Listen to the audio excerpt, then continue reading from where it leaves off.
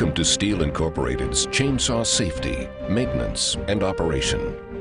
This program has been developed to give chainsaw operators the basic information needed to properly and safely use a chainsaw. Although this program will cover a wide variety of subjects, STIHL always recommends that before you operate your chainsaw, read and fully understand your owner's manual.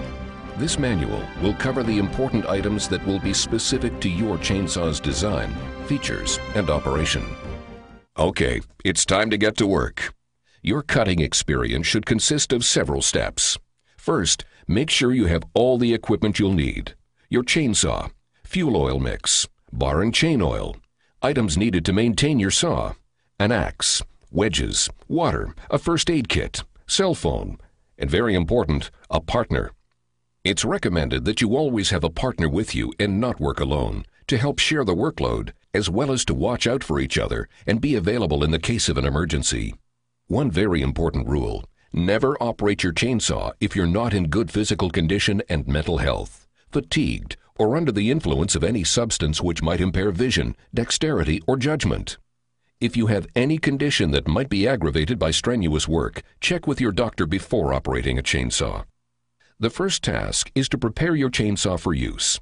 Begin by giving it one more inspection, looking for loose, missing, or broken parts, a chain that is sharpened and adjusted properly, and a chain brake that operates properly.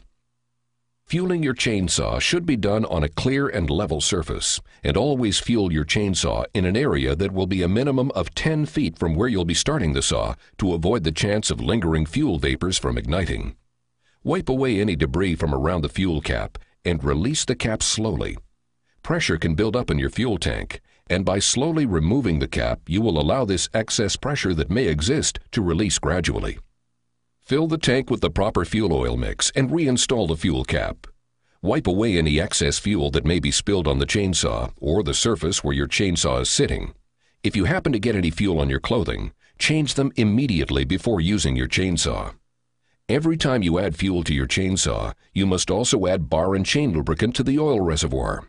Again, clean the area around the filler cap with a rag and remove the cap. Once full, replace the cap and wipe away any oil which may have spilled.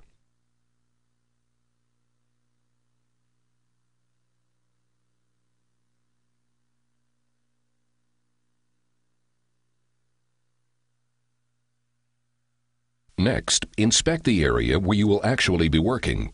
Determine what you will be cutting, whether it's a standing tree or a tree already lying on the ground, and then plan your work.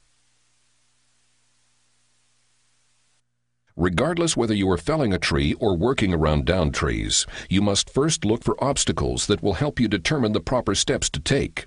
If power lines are in the vicinity and near the wood you'll be working on, it's recommended that you have a professional with the proper tools and experience do the work for you. The same holds true if you'll be working near buildings, structures, or other types of personal property, such as vehicles or fences. Look for limbs and snags that may be located in the tops of trees in the area you're working in, referred to as widowmakers by professional loggers. Cutting wood with a chainsaw produces vibrations in the wood that can be just enough vibration to release a snagged limb. Disregarding this precaution and being struck by falling limbs has injured many chainsaw operators, both seriously and fatally. Also, be keenly aware of the weather. If the weather is rainy or windy conditions exist, it is advised that you postpone your work to another time. Wood becomes very slippery when wet, which can cause you to lose your footing, possibly resulting in serious injury. And wind can make it very difficult to manage the wood you are cutting, particularly when felling a tree. Other than the people who are there to assist you with your work, your partner, never allow anyone else or pets to be in or near the work area. The people working with you must always maintain a safe distance from the chainsaw and the work you are doing. Develop a set of hand signals or other gestures to communicate with each other at a safe distance from the work area. Clear the area where you will be working to allow solid footing and safe movement. Evaluate the conditions of the wood you'll be cutting and the surrounding area, and make a plan on how you will proceed with the work in the safest possible manner. There are some basic rules that you should always follow when using your chainsaw. When moving about with your chainsaw, the engine should always be turned off and the chain brake engaged. The bar should be positioned behind you and the muffler pointed away from your body. If you have a scabbard for your bar, it's recommended that you have it installed when transporting your saw. Never walk with the bar positioned in front of you. Even with the engine off and the chain brake engaged, if you were to fall and come into contact with the chain, you could easily cut yourself on the chain. As you're working with your chainsaw, always hold the saw firmly with both hands. Never, under any circumstance, operate your chainsaw with one hand. Doing so will enhance the chances that you could become seriously or even fatally injured while using the chainsaw. Regardless of whether or not you're a right-handed person, you must always grip the front handle with your left hand. Make sure that your fingers and thumb are wrapped around the handlebar. Do not operate your saw with the thumb not fully engaging the handlebar. Your right hand will grip the rear handle and also operate the throttle trigger, throttle interlock, and the chainsaw controls. When operating your STIHL chainsaw, the master control lever can easily be accessed by the thumb of your right hand while still maintaining a firm grip on the rear handle with your fingers.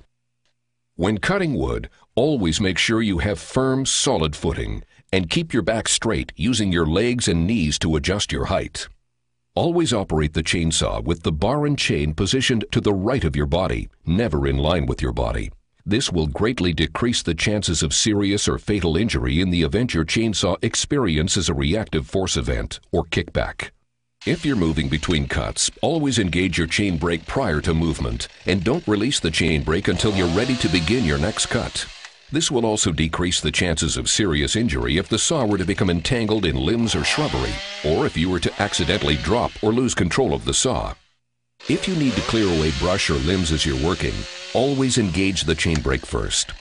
If you have a significant amount of brush or limbs to move, or heavy objects, it is recommended that you engage your chain brake and shut the saw off before clearing those objects. If you're starting the chainsaw in the immediate work area, regardless of the method you use, ground starting or standing starts, make sure you have a clear, unobstructed area to do so. Never try and start the saw in a confined area or in an area with projecting limbs or brush that can come into contact with the bar and chain. If you've become fatigued or out of breath, engage the chain brake, turn off the chainsaw, and take a break. And always drink lots of fluids. Do not operate your chainsaw without the proper protective apparel and clothing. If you have a partner with you, always make sure that they keep a safe distance from the area you're working in, and never allow them to hold or brace any wood that you are cutting. Never allow 2 or more chainsaws to be used at the same time in the same work area. 2 people cutting on or near the same piece of wood can change the balance of the wood or release limbs that can cause one or both operators to become injured without warning. Never operate your chainsaw above shoulder height, and never use a ladder or any other object to stand on to increase your reach. Doing so will increase your susceptibility to dangerous reactive force situations, as well as the chances that you could lose your footing and fall, possibly landing on a running chainsaw with the chain turning, a very serious or even fatal situation. If you have limbs to cut that are above shoulder height, STIHL makes specially designed saws with extended reach to perform those operations, like the one shown here. It is recommended that you use one of these products for this work, or turn the job over to a professional that has the proper training and equipment to finish the job. No matter what the job, whether it's a tree lying on the ground, partially suspended above the ground, or a standing tree, you must always evaluate the job and the dynamics of the situation before you begin cutting. As you are in the process of cutting wood, the dynamics of the tree, the weight and balance will change. For example, here we have a tree ready to be limbed and then bucked into firewood length. With the larger and heavier limbs, there could be a chance that the tree will shift its position as the weight of those limbs are taken away. Make sure that you evaluate this prior to beginning your cutting, and that you position yourself and plan your work accordingly. We hope that this program will help make your chainsaw cutting experience a safer and more enjoyable one. For further information about your STIHL chainsaw, see your authorized STIHL dealer. For more information on STIHL, please see our website at stihlusa.com or phone us at 1-800-GO-STIHL.